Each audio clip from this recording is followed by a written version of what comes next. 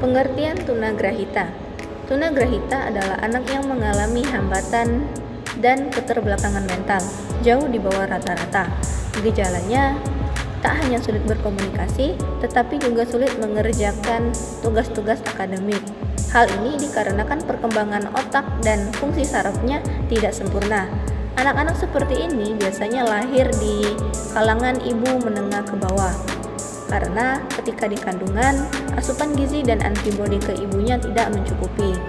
B. Karakteristik anak tunagrahita.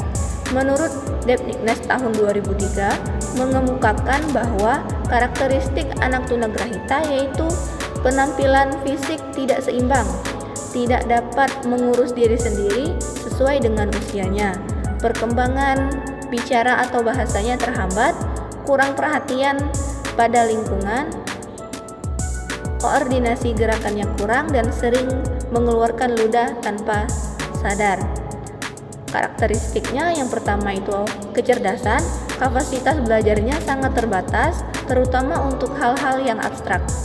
Yang kedua, sosial, dalam pergaulan mereka tidak dapat mengurus atau memelihara dan memimpin diri. Dalam artian ini mereka terus-menerus untuk mendapatkan bantuan. Yang ketiga, fungsi-fungsi mental lain, mengalami kesukaran dan memusatkan perhatian atau pelupa dalam dan mengungkapkan kembali suatu ingatan. Yang keempat itu dorongan dan emosi. Perkembangan dan dorongan emosi anak tunagrahita berbeda-beda sesuai dengan tingkatan ketunagrahitaan masing-masing. Dan yang terakhir yaitu organisme, yaitu struktur dan fungsi organisme pada anak tunagrahita umumnya kurang dari anak normal. Yang C, klasifikasi anak tunagrahita. Yang pertama, tunagrahita ringan dengan IQ 51 sampai 70. Anak yang tergolong dalam tunagrahita ringan memiliki banyak kelebihan dan kemampuan. Mereka mampu dididik dan dilatih, misalnya membaca, menulis, berhitung, menjahit, memasak, bahkan berjualan.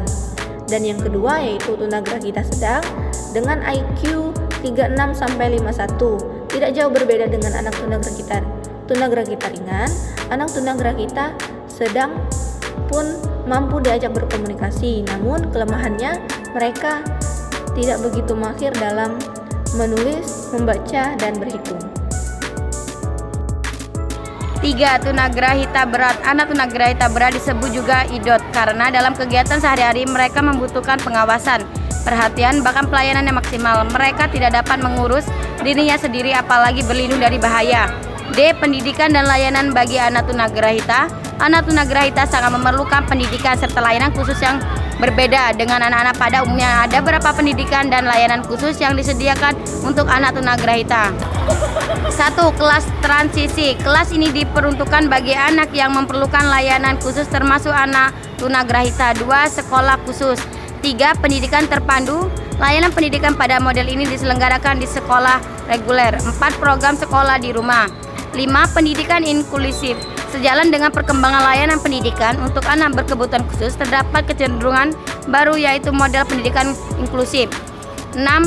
Panti rehabilitas. Panti ini diperuntukkan bagi anak tunagrahita pada tingkat berat yang mempunyai kemampuan pada tingkat sangat rendah dan pada umumnya memiliki kelainan ganda seperti penglihatan, pendengaran, atau motorik.